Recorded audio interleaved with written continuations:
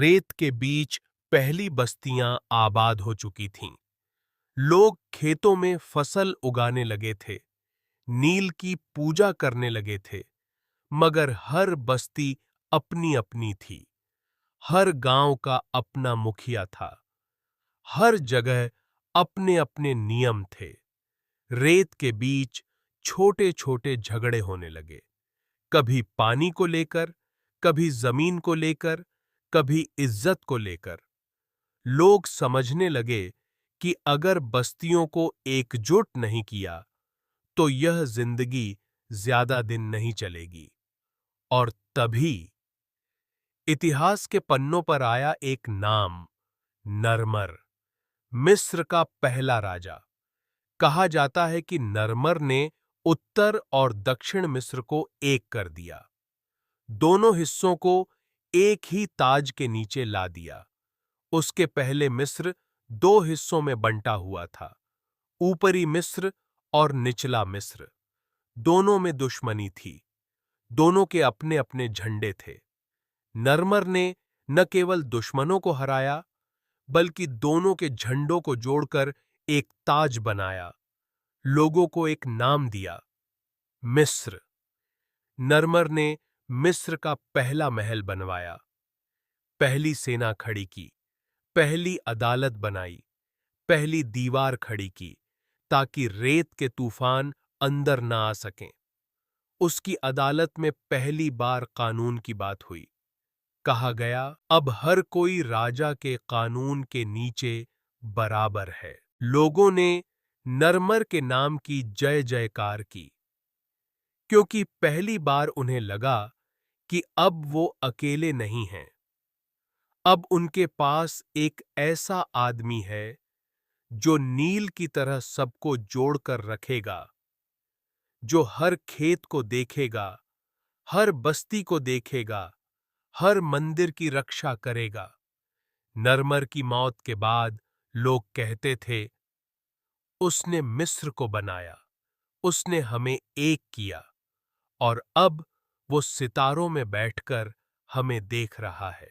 मिस्र की रेत में आज भी नरमर का नाम छुपा हुआ है, शायद किसी टूटी दीवार पर, किसी टूटे पत्थर पर, या किसी मंदिर की दरारों में।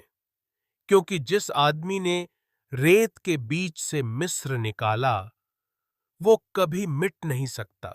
रेत के बीच पहली बस्तियां आबाद हो चुकी थीं।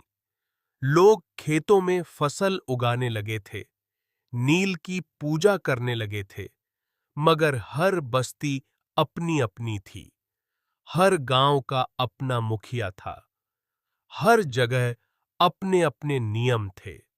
रेत के बीच छोटे छोटे झगड़े होने लगे, कभी पानी को लेकर, कभी जमीन को लेकर, कभी इज्जत को लेकर। लोग समझने लगे कि अगर बस्तियों को एकजुट नहीं किया तो यह जिंदगी ज्यादा दिन नहीं चलेगी। और तभी इतिहास के पन्नों पर आया एक नाम, नरमर, मिस्र का पहला राजा। कहा जाता है कि नरमर ने उत्तर और दक्षिण मिस्र को एक कर दिया, दोनों हिस्सों को एक ही ताज के नीचे ला दिया। उसके पहले मिस्र दो हिस्सों में बंटा हुआ था, ऊपरी मिस्र और निचला मिस्र। दोनों में दुश्मनी थी, दोनों के अपने अपने झंडे थे। नरमर ने न केवल दुश्मनों को हराया, बल्कि दोनों के झंडों को जोड़कर एक ताज बनाया, लोगों को एक नाम दिया, मिस्र। नरमर ने मिस्र का पहला महल बनवाया, पहली सेना खड़ी की, पहली अदालत बनाई, पहली दीवार खड़ी की, ताकि रेत के तूफान अंदर ना आ सकें। उसकी अदालत में पहली बार कानून की बात हुई। कहा गया, अब हर कोई राजा के कानून के नीचे बराबर है। लोगों ने नरमर के नाम की जय जयकार की, क्योंकि पहली बार उन्हें लगा कि अब वो अकेले नहीं हैं। अब उनके पास एक ऐसा आदमी है जो नील की तरह सबको जोड़कर रखेगा, जो हर खेत को देखेगा, हर बस्ती को देखेगा, हर मंदिर की रक्षा करेगा। नरमर की मौत के बाद लोग कहते थे, उसने मिस्र को बनाया, उसने हमें एक किया, और अब वो सितारों में बैठकर हमें देख रहा है। मिस्र की रेत में आज भी नरमर का नाम छुपा हुआ है, शायद किसी टूटी दीवार पर, किसी टूटे पत्थर पर, या किसी मंदिर की दरारों में, क्योंकि जिस आदमी ने रेत के बीच से मिस्र निकाला, वो कभी मिट नहीं सकता। नील नदी के किनारे जब रेगिस्तान में हरियाली उगने लगी, लोगों ने वहां डेरा डालना शुरू किया। शुरुआत में बस छोटी छोटी झोपड़ियां, जंगल की लकड़ियों और घास फूस से बने हुए छप्पर, जिन्हें तेज हवा उड़ाने लगती थी, मगर लोग फिर भी रुक गए। क्यों? क्योंकि यहां खाना था, पानी था, मछली थी, और रेत के बीच यही एक जगह थी जहां जिंदगी बस सकती थी। धीरे धीरे बस्तियां बनने लगीं, नील के दोनों किनारों पर। कुछ लोग खेतों में काम करते, कुछ लोग नदी से मछली पकड़ते, कुछ लोग पत्थर तोड़कर घर बनाते, और कुछ लोग मिट्टी के बर्तन बनाकर बाजार लगाते। यहां पहली बार इंसान ने अपने घर के बाहर दीवार खड़ी की, एक आंगन बनाया जहां बच्चे खेलते, जहां जानवर बांधकर रखे जाते, जहां महिलाएं पानी भरतीं, और इस बस्ती में जन्म हुआ समाज का। हर कोई अकेला नहीं था, हर कोई किसी न किसी का पड़ोसी था। रात को सब अपने अपने घरों के बाहर अलाव जलाते, एक साथ खाना खाते, बुजुर्ग बच्चों को कहानियां सुनाते, कहते, नील की पूजा करना मत भूलना, हापी के बिना हमारा खेत नहीं फलेगा, और अगर नील रूठ गई तो हम सब खत्म हो जाएंगे। यही पहली बस्ती, मिस्र का पहला सपना थी। रेत के बीच एक नन्हा सा गांव, जिसे लोगों ने अपने खून पसीने से सींचा, और यहीं से मिस्र का इतिहास शुरू हुआ। आज भी इतिहासकार कहते हैं, मिस्र की रेत में अगर सबसे पुराना सच दफन है, तो वह पहली बस्ती ही है। वो बस्ती जिसने इंसान को सिखाया कि रेगिस्तान में भी घर बनाए जा सकते हैं, जिंदगी को बसाया जा सकता है, और सपने देखे जा सकते हैं। रेत के बीच, पानी के किनारे, एक घर, एक गांव, एक उम्मीद। मिस्र के लोग मानते थे कि मरना असल में खत्म होना नहीं है। मरने के बाद आत्मा सितारों में चली जाती है, और अगर शरीर को सही तरीके से संभाल लिया जाए, तो आत्मा वापस लौट सकती है। यही सोच मिस्र के हर इंसान के दिल में बैठी थी, मगर फिरौन के लिए यह सपना बन चुकी थी, क्योंकि मिस्र का राजा सिर्फ इंसान नहीं होता था।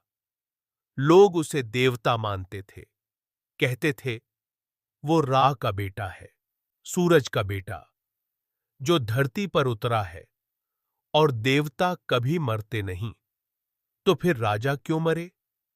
अगर राजा का शरीर संभाल लिया जाए, तो उसकी आत्मा बार बार लौट सकती है, राजा फिर से जन्म ले सकता है। यही सोच थी जिसने मम्मी बनाने की परंपरा शुरू की। मम्मी, एक ऐसा शरीर जो हजारों साल तक मिट्टी में दबा रह सकता था, जिसमें आत्मा कभी भी लौट सकती थी। फिरौन के लिए अमरता एक सपना नहीं, बल्कि उसकी जिम्मेदारी थी, क्योंकि राजा के मरते ही मिस्र का भाग्य भी मर जाता। अगर राजा अमर रहेगा, तो मिस्र भी हमेशा खड़ा रहेगा। लोग कहते थे, जब राजा का दिल तोला जाएगा, तो अगर वो हल्का होगा, तो वो स्वर्ग में चला जाएगा, और अगर भारी होगा, तो उसकी आत्मा हमेशा भटकती रहेगी। यही डर, यही उम्मीद, यही सपना फिरौन को चैन से सोने नहीं देता था। उसकी आंखें खुली रहतीं।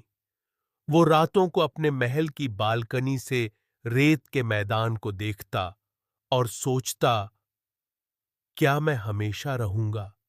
क्या मेरा नाम कभी नहीं मिटेगा? फिरौन ने फैसला किया, मैं रेत में सबसे ऊंचा मकान बनाऊंगा, इतना ऊंचा कि सूरज भी देखे, इतना मजबूत कि रेत भी उसे मिटा न सके, इतना भव्य कि लोग हजारों साल बाद भी मेरा नाम लें। यहीं से शुरू हुआ अमर होने का सपना, जो एक दिन पत्थरों का पिरामिड बनकर मिस्र की रेत पर खड़ा हो गया। एक सपना जो राजा के साथ हजारों मजदूरों की सांसों में पल रहा था। एक सपना जिसने मिस्र को हमेशा के लिए अमर बना दिया। रेत के उस खाली मैदान में, जहां सूरज दिन भर आग बरसाता था और रात को हवा में सिर्फ सन्नाटा होता था, फिरौन ने अपनी उंगली उठाकर एक जगह तय कर दी। उस जगह को चारों तरफ पत्थरों से घेर दिया गया। मिस्र के सबसे बड़े पुजारियों ने वहां आकर प्रार्थना की और फिर पहला पत्थर रखा गया। इतिहास की सबसे भव्य इमारत एक छोटे से पत्थर से शुरू हुई थी, मगर उस पत्थर के नीचे हजारों सपनों का बोझ था। फिरौन के महल से फरमान जारी हुआ, मिस्र का सबसे ऊंचा घर बनाओ, एक ऐसा घर जो रेत में न डूबे, जो वक्त को झुका दे और मुझे अमर कर दे। सैकड़ों गांवों से मजदूर बुलाए गए, हजारों, फिर उनके पीछे हजारों और। हर गांव से लोग चले आए, किसान, कारीगर, गुलाम, बच्चे, बुजुर्ग, हर कोई। रेत के बीच एक शहर खड़ा हो गया, पत्थरों का शहर, जहां दिन रात पत्थर तोड़े जाते, रेत पर घसीटे जाते, ऊंचाई पर चढ़ाए जाते।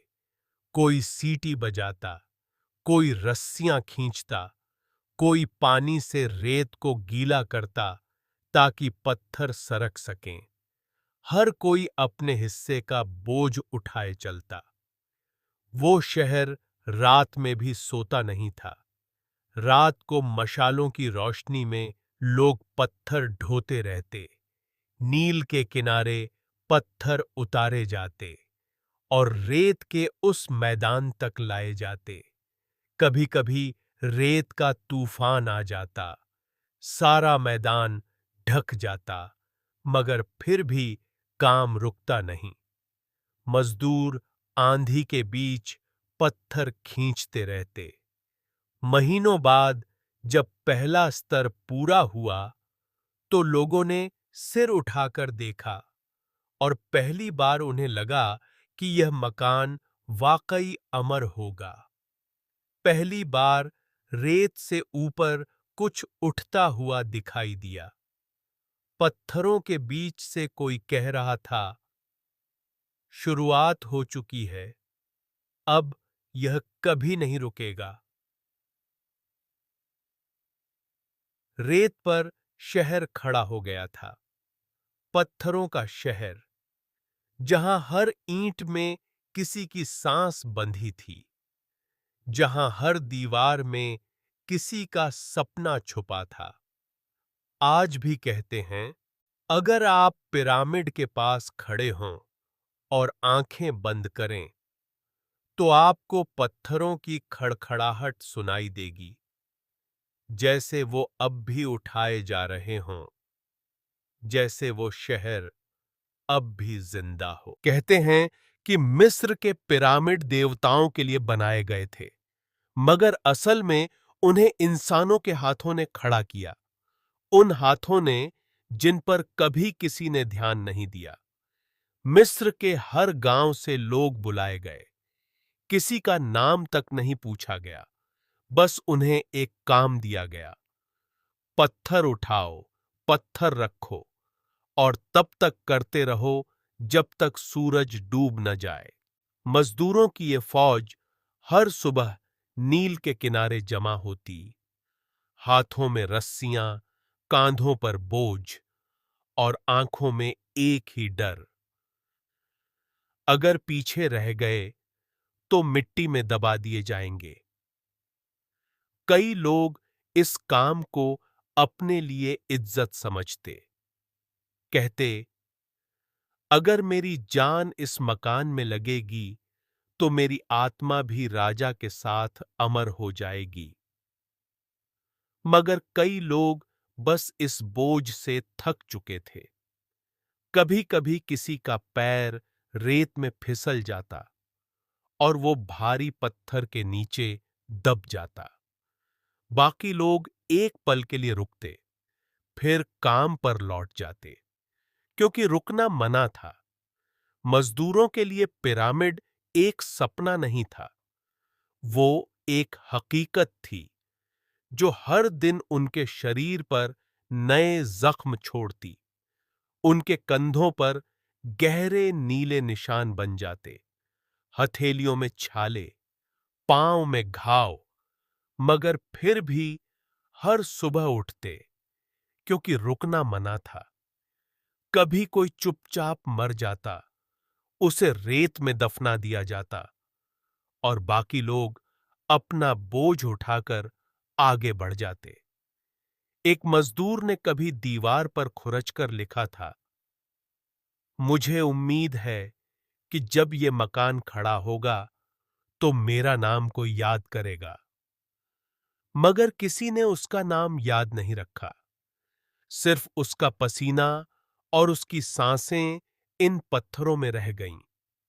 आज भी लोग कहते हैं, अगर आप पिरामिड की दीवार पर हाथ रखें तो आपको वो धड़कन अब भी महसूस होगी, जैसे वो मजदूर अब भी इन दीवारों के भीतर सांस ले रहे हों। मजदूरों की वो फौज अब नहीं रही, मगर उनका सपना, उनका दर्द, उनकी मेहनत इन पत्थरों में हमेशा जिंदा रहेगी। पिरामिड बनाने का काम महीनों से नहीं, सालों से चल रहा था। मजदूरों की फौज हर दिन सूरज के साथ उठती और रेत में घिसटती, कंधों पर पत्थर, हथेलियों में छाले, पांवों में फफोले और दिल में बस एक सवाल, कब तक? पहले लोग चुप थे, क्योंकि उन्हें उम्मीद थी कि शायद उनका नाम लिखा जाएगा, शायद कोई उनका सम्मान करेगा, शायद राजा उन्हें आशीर्वाद देगा। मगर समय बीतता गया, उनके नाम मिट्टी में दबते गए, उनके सपने पसीने में बहते गए। रेत के बीच मजदूरों के झोपड़े बने हुए थे, वहीं सोना, वहीं खाना और वहीं मर जाना।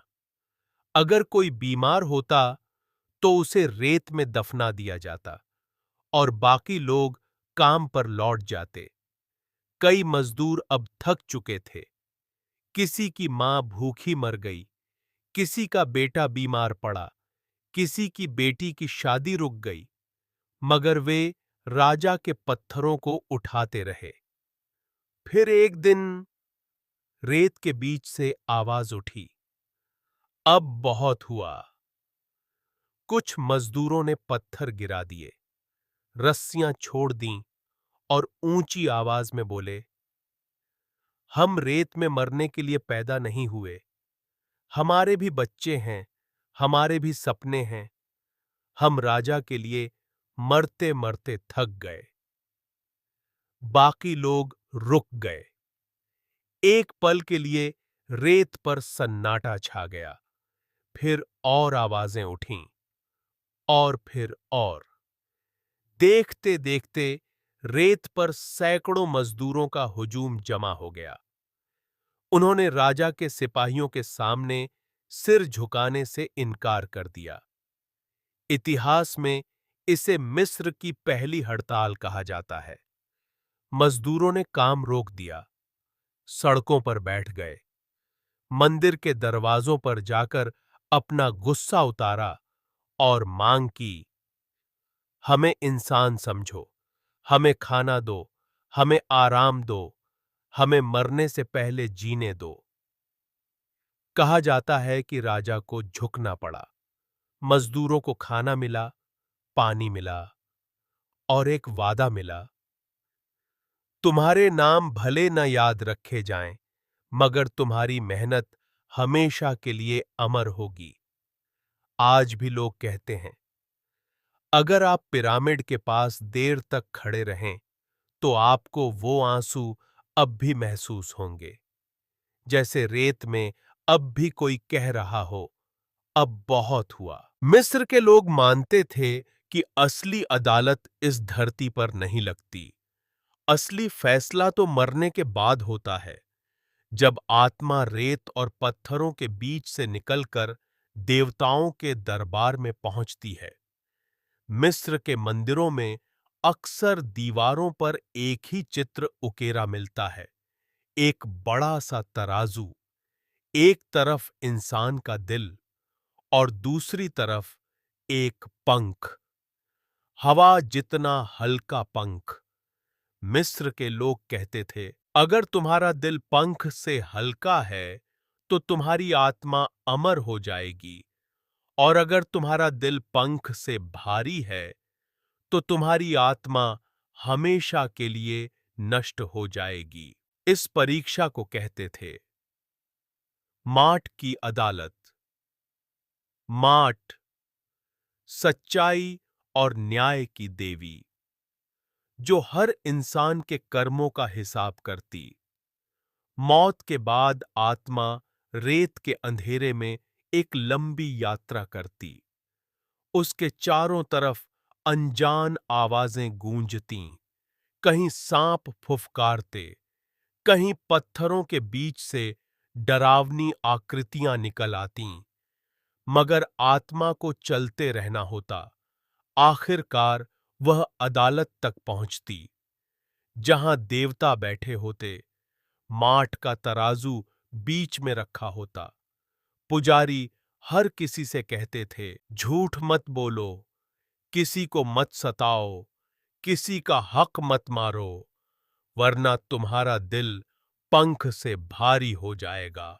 मिस्र के लोग यही सोचकर जीते थे, और यही डर उनके राजा के दिल में भी था, क्योंकि राजा भी जानता था कि जब उसकी आत्मा अदालत तक पहुंचेगी तो उसे भी तराजू पर तौला जाएगा। यही डर था जिसने पिरामिडों की नींव रखवाई, मम्मी बनाने की रस्में रचवाईं, मंदिरों को सोने से भरवाया, क्योंकि लोग सोचते थे कि अगर वो पूजा करेंगे तो उनका दिल हल्का हो जाएगा।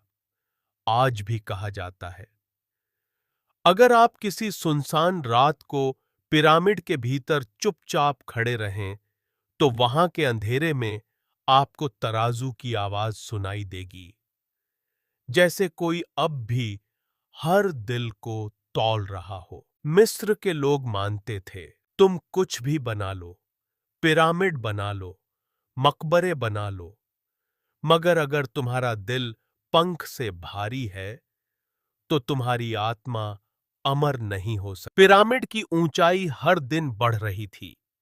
पत्थर एक एक करके जुड़ते जा रहे थे, मजदूर थकते नहीं थे, और राजा हर सुबह अपनी बालकनी से देखता कि उसका सपना आकार ले रहा है। मगर जितना ऊंचा पिरामिड होता जा रहा था, उतनी ही भारी फिरौन की सांसें होती जा रही थीं।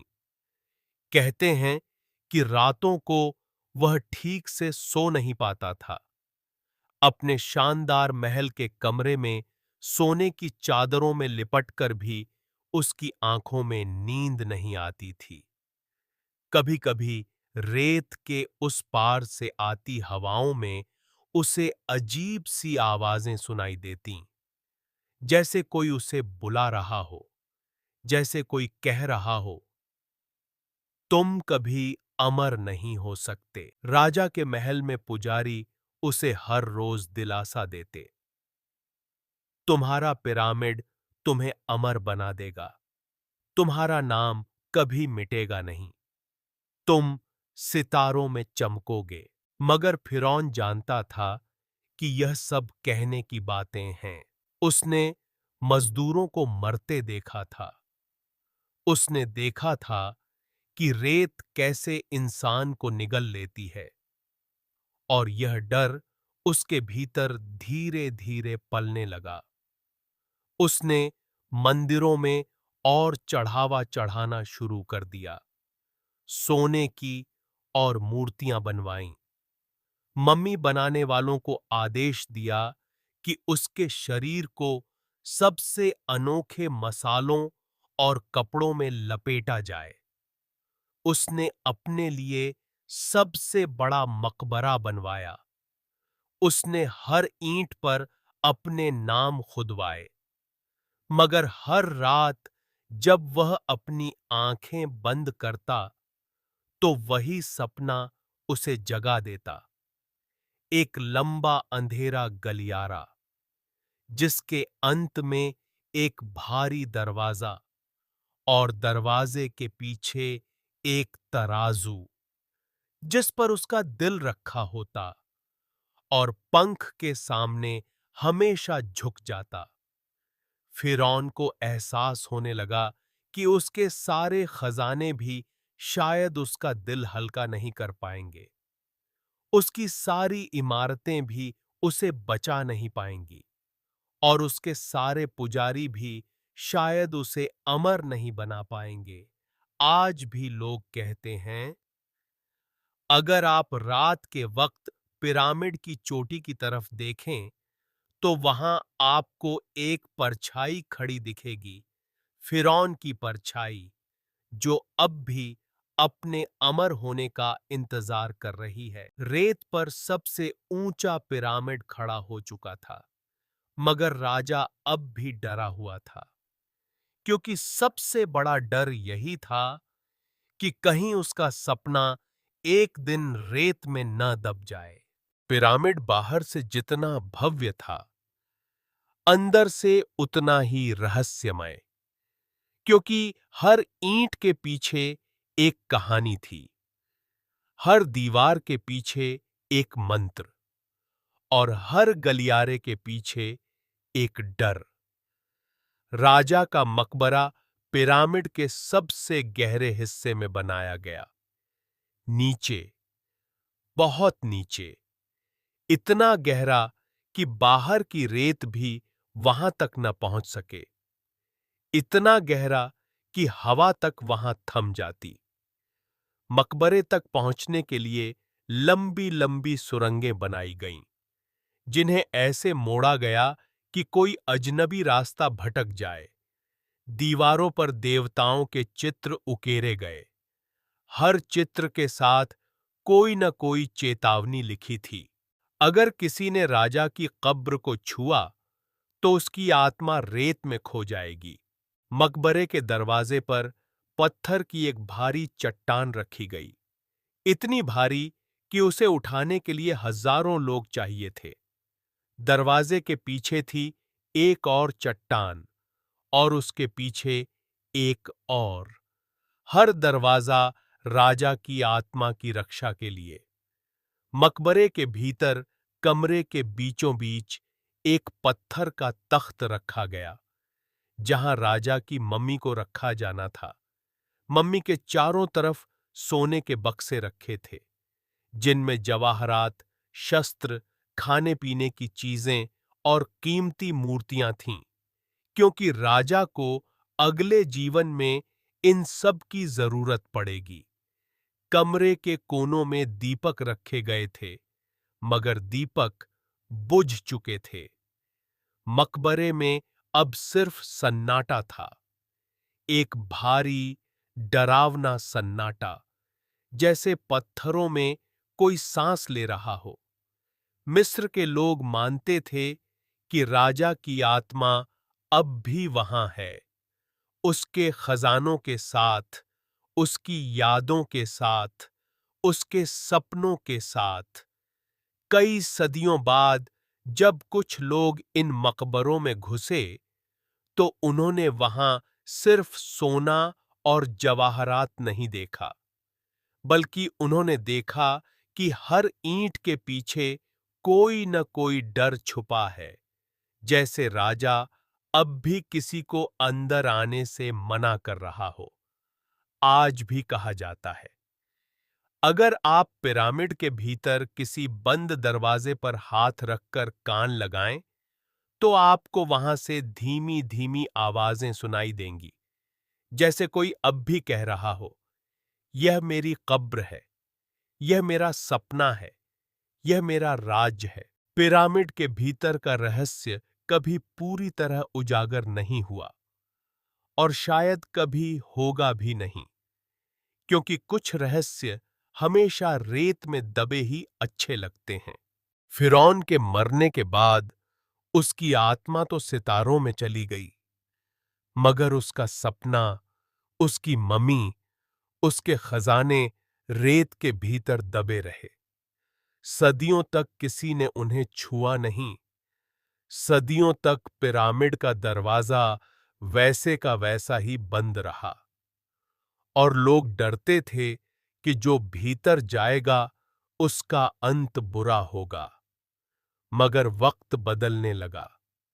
रेत पर अब नई बस्तियां बसने लगीं, नए लोग आए और नए सपने लेकर आए। और फिर एक रात कुछ अजनबी पिरामिड के पास पहुंचे। उनके हाथों में मशालें थीं और आंखों में लालच। उन्हें न राजा की आत्मा का डर था, न देवताओं की अदालत का। उन्हें सिर्फ सोने और जवाहरात चाहिए थे। उन्होंने पिरामिड के दरवाजे को तोड़ना शुरू किया। सदियों पुरानी चट्टानें चटकने लगीं, सदियों का सन्नाटा टूटने लगा, और वो अजनबी भीतर घुस गए। अंदर अब भी दीवारों पर चेतावनियां थीं, यहां मत आओ, यह राजा की आत्मा का घर है। मगर किसी ने ध्यान नहीं दिया। उनके कानों में सिर्फ सोने की खनक थी। कमरे दर कमरे वो आगे बढ़ते गए, हर बक्सा खोला, हर मूरत उठाई, हर मूर्ति को तोड़ डाला। मकबरे के बीच बने पत्थर के तख्त तक पहुंचे, और वहां से भी सब कुछ निकाल लिया। कई लोग कहते हैं कि जो लोग उस रात पिरामिड से सोना लेकर लौटे, उनकी जिंदगी कभी वैसी नहीं रही। किसी का बच्चा बीमार पड़ गया, किसी का घर उजड़ गया, किसी की मौत अजीब हालात में हो गई। लोग इसे राजा का श्राप कहते थे, मगर खजाने तो जा चुके थे। मकबरे की दीवारें अब खाली थीं। मम्मी के चारों तरफ अब सिर्फ धूल बची थी, और राजा की आत्मा शायद अकेली बैठकर देख रही थी कि उसके सपनों को रेत में दफन कर दिया गया। आज भी लोग कहते हैं, अगर आप पिरामिड के भीतर जाकर हाथ फैलाएं, तो आपको महसूस होगा कि वहां अब भी कुछ बाकी है, कुछ जो न किसी ने देखा है, न किसी ने छुआ है, कुछ जो अब भी पिरामिड की आत्मा में जिंदा है। खजाने तो लूट लिए गए, मगर पिरामिड का रहस्य अब भी वहीं है, और उसकी दीवारें अब भी धीमे धीमे फुसफुसाती हैं, मुझे कभी खत्म मत समझना। पिरामिड आज भी वहीं खड़ा है, रेत के बीच, सूरज के नीचे, हवा के थपेड़ों में, वैसा ही जैसा हजारों साल पहले था। सिर्फ उसके चारों तरफ का शोर बदल गया है। अब वहां ऊंटों की घंटियों की आवाजें हैं, पर्यटकों के कैमरे हैं और बच्चों की हंसी है। मगर अगर आप इन सब शोर से दूर जाकर किसी सुनसान कोने में खड़े होकर दीवार पर कान लगाएं, तो आपको कुछ सुनाई देगा। धीमी धीमी आवाजें, जैसे पत्थर आपसे बात कर रहे हों, जैसे कोई आपको अपनी कहानी सुना रहा हो। कई लोग कहते हैं कि पिरामिड के पत्थरों के बीच वो सांसें अब भी कैद हैं, जो कभी मजदूरों ने अपने सीने में भरी थीं। जिन हाथों ने इन्हें खड़ा किया था, उनकी धड़कनें अब भी इन दीवारों में धड़कती हैं। कोई कहता है कि वो राजा की आवाज है, जो हर रात अपने नाम को पुकारता है, कभी गुस्से में, कभी उदासी में, कभी डर में। कोई कहता है कि वो मजदूरों की चीखें हैं, जो हर पत्थर पर छाले छोड़ गईं, हर रस्सी पर खून छोड़ गईं। कोई कहता है कि वो देवताओं के मंत्र हैं, जो इन पत्थरों के बीच फंसे हुए हैं, कभी निकल नहीं पाए। कभी-कभी जब हवा तेज चलती है, तो पिरामिड के कोनों से निकलती सनसनाहट कानों में एक अजीब सी कहानी भर देती है, जैसे कह रही हो, मैं सब जानता हूं, कौन आया, कौन गया, कौन लूटा, कौन भूला। पिरामिड के पत्थर कभी टूटे नहीं, क्योंकि उनमें वो आवाजें हैं जो उन्हें जोड़कर रखती हैं। आज भी जब सूरज डूबता है और पिरामिड पर छाया गहराती है, तो लगता है जैसे वो पत्थर सांस ले रहे हैं, धीरे धीरे, जैसे उनकी धड़कनें अब भी जिंदा हैं।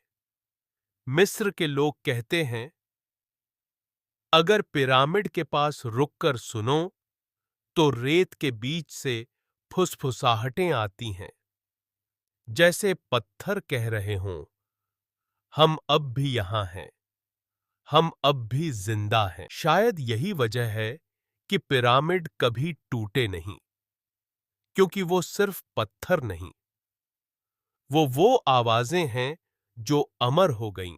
मिस्र में कहते हैं, रेत सब कुछ देखती है, रेत सब कुछ याद रखती है और रेत सब कुछ निगल लेती है। हजारों साल तक पिरामिड के चारों तरफ लोग रहते रहे, बस्तियां बसीं, बाजार लगे, मंदिरों से घंटियां बजती रहीं, राजा के सिपाही गश्त लगाते रहे। मगर फिर एक दिन सब बदलने लगा। नील की बाढ़ कम होने लगी, खेत सूखने लगे, लोग बीमार पड़ने लगे और शहर खाली होने लगे। धीरे धीरे रेत फिर फैलने लगी। हर दिन हवा के झोंकों के साथ वो थोड़ा और पास आ जाती। हर दिन एक घर रेत में दब जाता। हर दिन एक दीवार गायब हो जाती। लोग डरकर अपने सामान समेटते और चले जाते। बच्चों को गोद में उठाए हुए माँ बाप कहते, यह रेत हमें भी खा जाएगी। और सचमुच एक दिन वो बस्तियां ही नहीं, पूरा शहर ही रेत में समा गया। रेत के सन्नाटे में, रेत के अंधेरे में। किसी ने सोचा भी नहीं था कि इतने ऊंचे महल और इतने भव्य मंदिर एक दिन रेत के नीचे दब जाएंगे। मगर रेत के पास वक्त था, सदियों का वक्त, और उसने सबको अपने नीचे ले लिया। फिरौन के पिरामिड भी अंधेरे में चले गए। बस उनकी चोटियां ही सूरज की रोशनी में चमकती रहीं, जैसे रेत के बीच से किसी ने हाथ बाहर निकाला हो। कई सदियों तक लोग भूल ही गए कि यहां कोई सपना था। लोगों ने सोचा कि पिरामिड सिर्फ रेगिस्तान की कोई पहाड़ी है, मगर रेत जानती थी कि उसके नीचे क्या है। कौन है, कितनी कहानियां दफन हैं, कितनी चीखें और कितनी प्रार्थनाएं अब भी वहां सो रही हैं। आज भी रेत के बीच चलो तो हर कदम पर लगता है जैसे कोई देख रहा हो, जैसे कोई आवाज दे रहा हो, जैसे रेत कह रही हो, तुम भी मेरे हो जाओगे एक दिन। सब मेरे हो जाते हैं। मिस्र के लोग कहते हैं, रेत अमर है। रेत की गोद में जो चला गया वो लौटकर कभी नहीं आता। पिरामिड के चारों तरफ फैला वो सुनहरा अंधेरा बस यही याद दिलाता है कि सब कुछ रेत में बदल जाता है और रेत ही हमेशा रहती। पिरामिड के पत्थर अब भी खड़े हैं, रेत के बीच, हवा के थपेड़ों के बीच, सूरज की तपिश के बीच।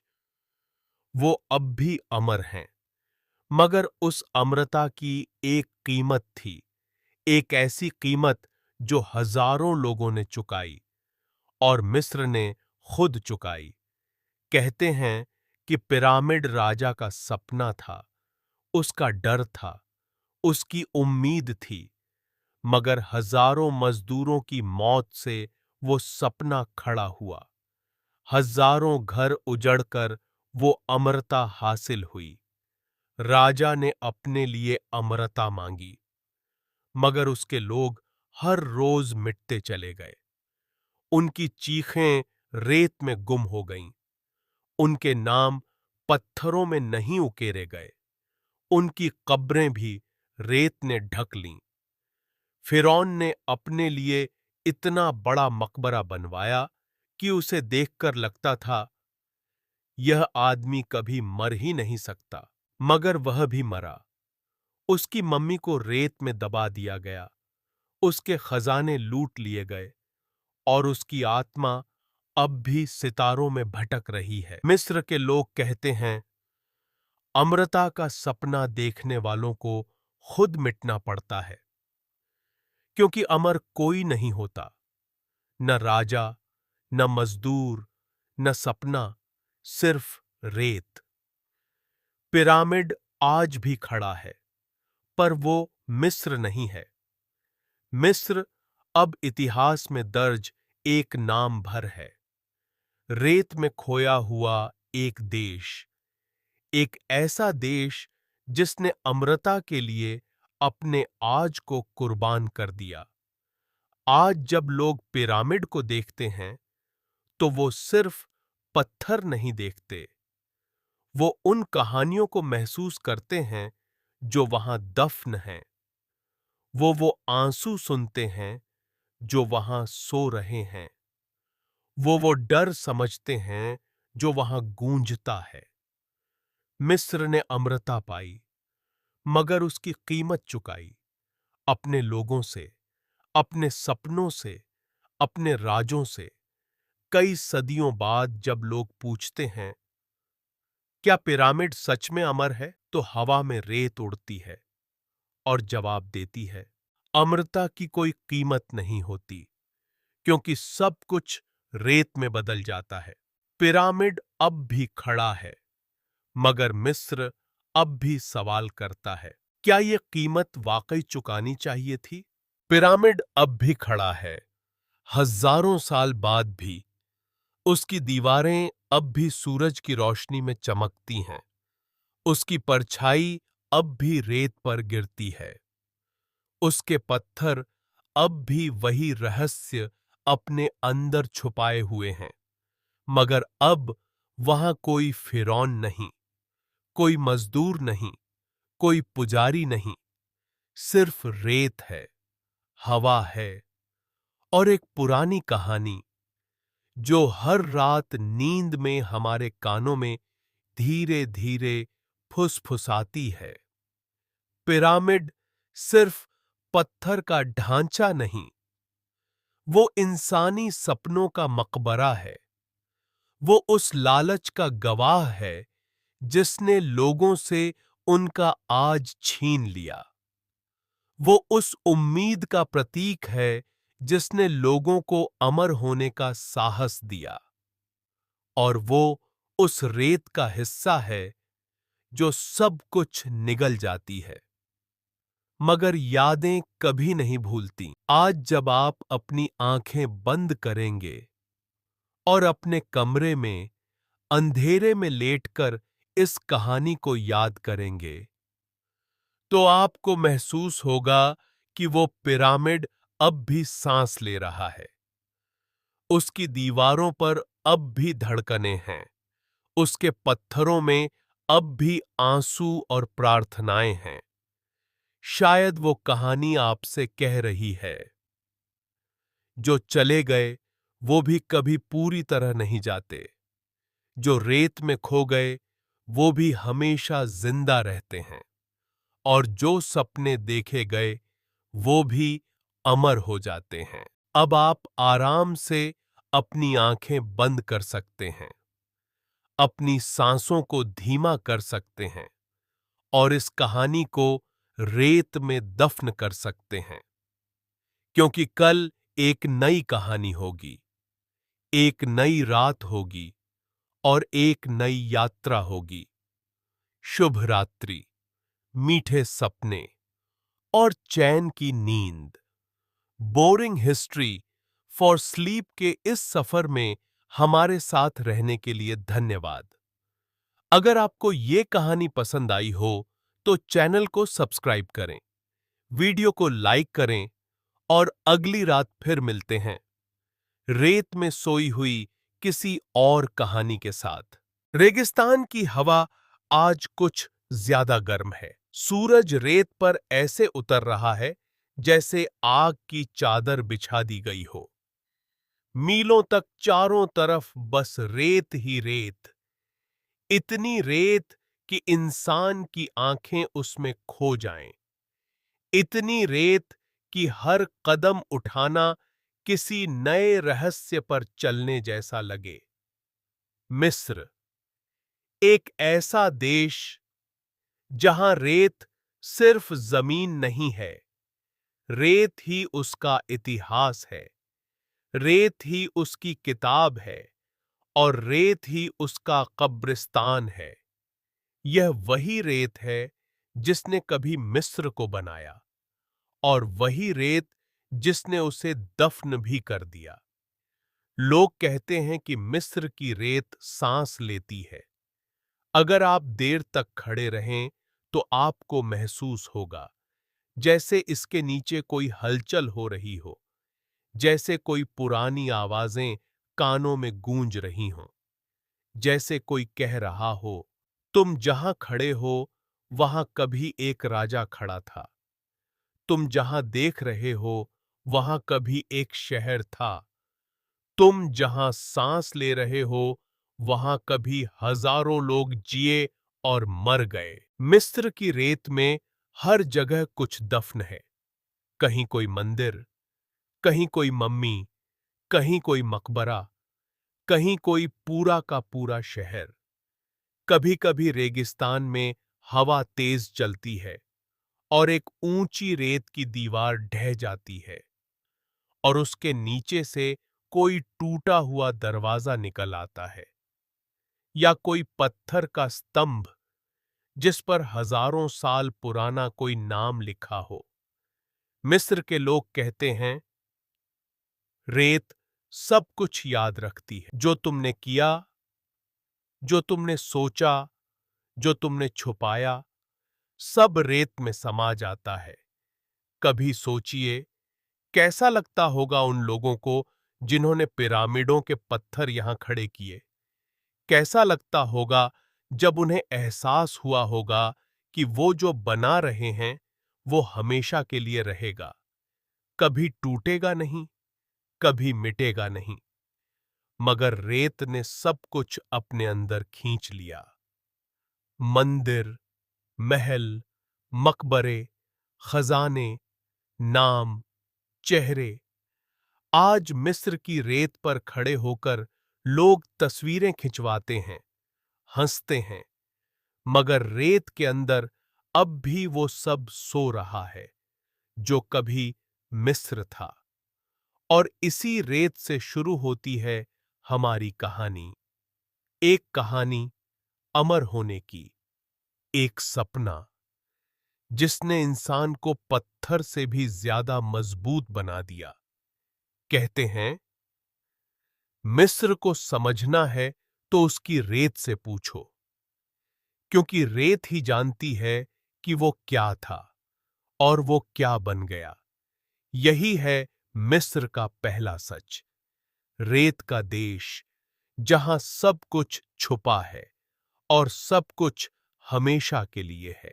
अगर आप मिस्र के नक्शे को देखें तो वो आपको एक विशाल रेगिस्तान जैसा दिखेगा। पीली रेत, सूखी हवा और सूरज की तपिश। मगर उस रेगिस्तान के बीच एक नीली लकीर बहती है, नील नदी। मिस्र के लोग कहते हैं, मिस्र नील का तोहफा है, क्योंकि नील के बिना मिस्र कुछ नहीं। अगर नील न होती तो मिस्र सिर्फ रेत होता, एक सुनसान बियाबान। हजारों साल पहले लोग नील के किनारे आकर बस गए, क्योंकि यहां पानी था, मछलियां थीं, हरी घास थी, खेत थे। हर साल नील नदी में बाढ़ आती और खेतों को अपने पानी से डुबो देती। लोग डरते नहीं थे, बल्कि खुश होते थे, क्योंकि जब पानी उतरता तो जमीन पर काली उपजाऊ मिट्टी रह जाती, जिसमें वो गेहूं, जौ और सब्जियां उगाते। नील सिर्फ उनकी जिंदगी का जरिया नहीं थी, बल्कि उनकी पूजा भी थी। वो नील को एक देवता मानते, हापी, नील का देवता, जिसकी मूर्तियां हर गांव में होतीं। लोग हर सुबह नील के किनारे घुटनों के बल बैठकर प्रार्थना करते, पानी में दूध डालते, फूल बहाते और कहते, हापी, हमारे खेत हरे भरे रखो, हमें भूखा मत छोड़ना। नील ने मिस्र को वो दिया जो रेगिस्तान कभी नहीं दे सकता था, जीवन, खुशहाली और उम्मीद। यह वही नील थी जिस पर नौकाएं चलतीं, खजाने लादे जाते, पत्थर लाए जाते, ममी ले जाई जाती। नील ने ही मिस्र को जोड़कर रखा, उत्तर से दक्षिण तक, शहरों को, गांवों को, लोगों को, सपनों को। आज भी अगर आप नील के किनारे खड़े हों तो हवा में वही पुरानी नमी महसूस होती है, जैसे नदी आपको याद दिला रही हो, मैं ही तुम्हारा जीवन हूं, मैं ही तुम्हारा इतिहास हूं और मैं ही तुम्हारा भविष्य। रेत ने मिस्र को छुपा लिया, मगर नील अब भी बह रही है, अब भी जान डाल रही है, अब भी मिस्र का असली जादू बनकर।